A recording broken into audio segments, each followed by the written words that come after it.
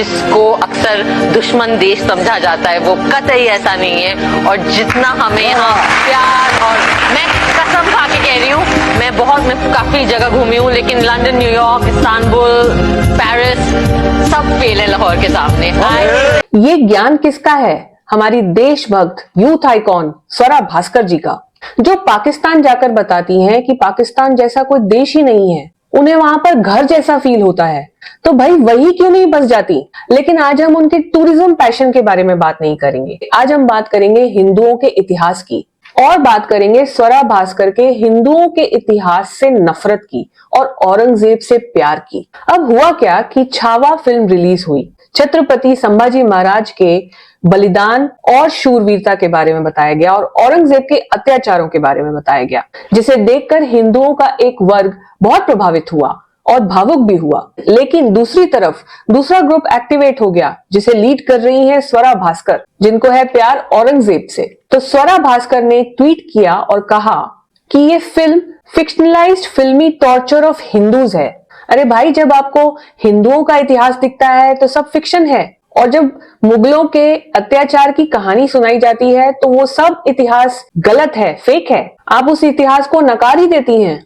अब सवाल ये उठता है कि स्वरा भास्कर को हिंदुओं के इतिहास से इतनी नफरत क्यों है? छत्रपति संभाजी महाराज को महाराष्ट्र में लोग पूजते हैं, और भारत के सनातन धर्म के लोग भी उन्हें एक बहुत बड़ा शूरवीर मानते थे, जिन्होंने भारत को जोड़ने, स्वराज्य को बनाने के लिए बहुत काम किया। और स्वरा भास्कर महाराष्ट्र में रहकर ही उन्हें काल्पनिक बता रही है।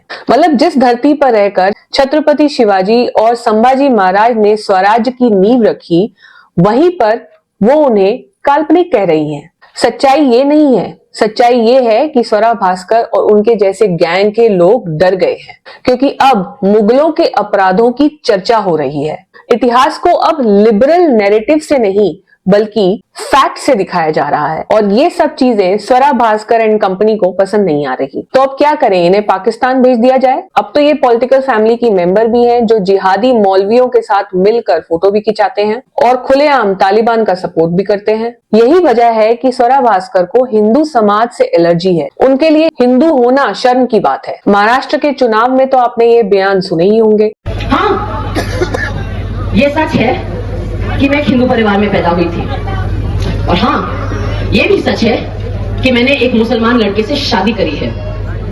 एक और सच बताना चाहती हूँ कि हुजूर पाक सल्लल्लाहु अलैहि वसल्लम के लिए इज्जत मन में होने के लिए आप किस जात में पैदा होते हो ये जरूरी नहीं होता है।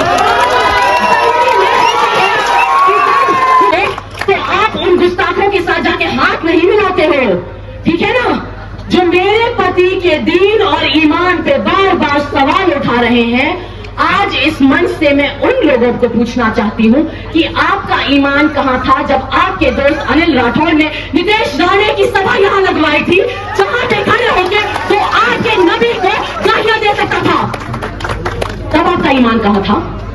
तब आपका ईमान कहां था जब बिल्किस बानो के गुस्ताखों को, जिन्होंने सामूहिक बलात्कार किया उसका, आज जो बीजेपी के नेता उसको माला चढ़ा रहे थे, तब आपकी मुसलमानियत कहां थी? और तब आपका ईमान कहां था कि आज आप जाके उनके साथ हाथ मिला रहे हो?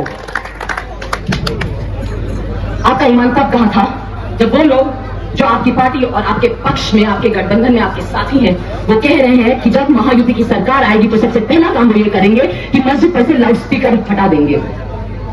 भाई, इतना तो मुझे भी समझ में आ गया कि मुसलमानों के दीन और ईमान में इतनी हिम्मत है, इतना जोर है, इतनी मजबूती है कि वो लाउड स्पीकरों पे नहीं, लाउड स्पीकरों की जरूरत नहीं है उसे।